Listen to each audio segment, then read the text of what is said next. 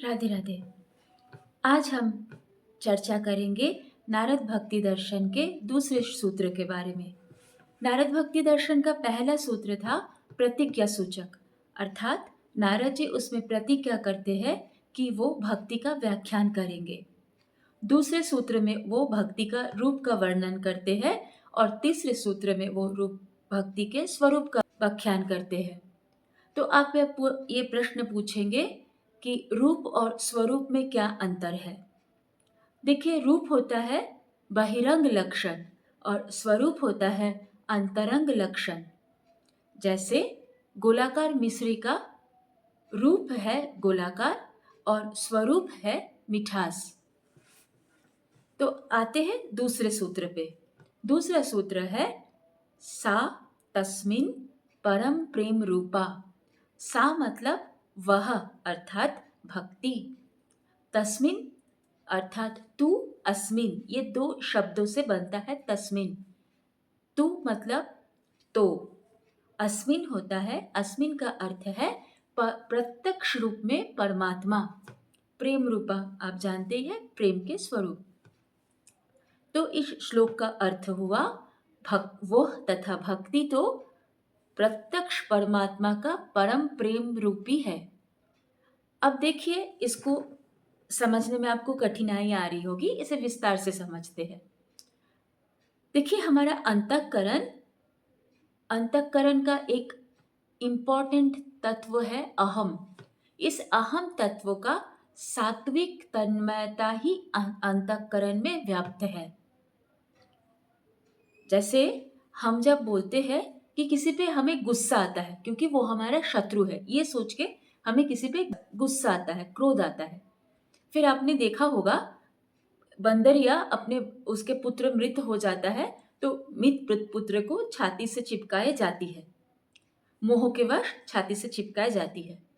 तो जब हम किसी शत्रु पे क्रोध करते हैं तो हमारे अंदर ये ज्ञान रहता है कि ये शत्रु है। उसी तरह से बंदरिया जब मोह के वश अपने पुत्र को सीने से लगाए जाती है तो उसे ये ज्ञान रहता है कि ये उसका पुत्र है। अर्थात रजोगुण और तमोगुण के स्थिति में भी उसमें है असल में सतोगुण, अर्थात सतोगुण ज्ञान रूप में व्याप्त है। तो सेम चीज एप्लीकेबल है हमारे दूसरे भक्ति के क्षेत्र में भी। जैसे हमारे अंतःकरण में हम क्या सोच रहे हैं, किससे हमें तृप्ति मिल रही है, उस पे डिपेंड करता है कि हमारा प्रेम सही है या गलत है। जैसे कि मान लेते हैं ये हमारे नेत्र है, इस नेत्र का काम है देखना, वही नेत्र है और यही नेत्र से हम देखने का ही काम करते हैं। लेकिन देखने वाली वस्तु के अंतर से पाप या पुण्य का फल मिलता है। उसी तरह से इसी अंतःकरण से हम प्रेम करते हैं। लेकिन जब हमारा प्रेम संसारी वस्तु, संसारी व्यक्ति, स्त्री, पति, पुत्र, धन, ये सब में तृप्ति मिलती है, ये सब में प्रेम उत्पन्न होता है, तो वो प्रेम नहीं है, क्योंकि वो क्षणिक प्रेम है, वो संसारी आसक्ति है। लेकिन वही तृप्ति अगर हमें परमात्मा से प्रेम करके मिलता है तो वो ट्रू सेंस में उसे प्रेम तथा भक्ति कहा जा सकता है। देखिए, प्रेम के 7 लक्षण होता है। वो 7 लक्षण जो जो युक्त अगर कोई तृप्ति मिल रही है हमें तो ही वो प्रेम है। और ये 7 लक्षण वाला प्रेम हमें केवल और केवल शुद्ध पर्सनालिटी से ही हो सकता है। शुद्ध पर्सनालिटी अर्थात महापुरुष या भगवान से ही हो सकता है। तो अब जानते हैं ये 7 लक्षण क्या है। सबसे पहला लक्षण, प्रेम निरंतर होता है, वो सदा के लिए होता है। दूसरा लक्षण, प्रेम में कभी रुक्षता नहीं आती है। तीसरा लक्षण, प्रेम कभी बासी नहीं होता है, अर्थात नित्य नवीन बनता है प्रेम। चौथा लक्षण, प्रेम में कितना भी पूर्णता रहे उसमें वक्रता आ जाती है, जैसे नोक झोंक, ये सब प्रेम में होता है, जो ट्रू प्रेम है, सच्चा प्रेम है। इसके बाद के लक्षण क्या है, प्रेम में भय नहीं होता है। हाँ, प्रेमी से दुखी हो सकता है, प्रेमी से उसकी प्रेमिका दुखी हो सकती है, पर जिससे हमें भय उत्पन्न होगा उसके प्रति हमारा प्रेम नहीं हो सकता है। तो भयभीत होकर प्रेम नहीं किया जा सकता है।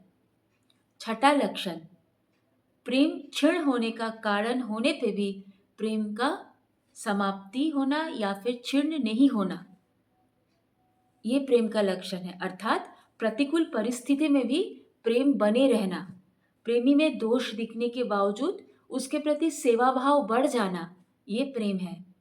प्रेम में देरी दूरी ये एक समय के बाद मिट जाता है। प्रकृत प्रेम में मिलन होता ही है, दूरी और देरी इसका अंत होता है। तो जब ये 7 लक्षण युक्त कोई प्रेम होता है तभी वो प्रकृत प्रेम है, तभी वो भक्ति है। अर्थात निरंतर परम शुद्ध वस्तु में, परमात्मा में निरंतर भक्ति, निरंतर चिंतन, निरंतर प्रेम ही भक्ति कहलाती है। तो ये है भक्ति के बहिरंग रूप। उम्मीद करती हूँ आपको ये सूत्र आसानी से समझ आ गई होगी। अगर इसके बावजूद भी आपके मन में कोई प्रश्न है, कोई जिज्ञासा है, तो हमें अवश्य लिखिएगा। आपके सुझाव का इंतज़ार रहेगा हमें। आपके प्रश्नों का, आपके डाउट्स का उत्तर दे पाने से हमें सदैव तृप्ति या प्रसन्नता प्राप्त होती है। आज का वीडियो यही समाप्त करते हैं। राधे राधे।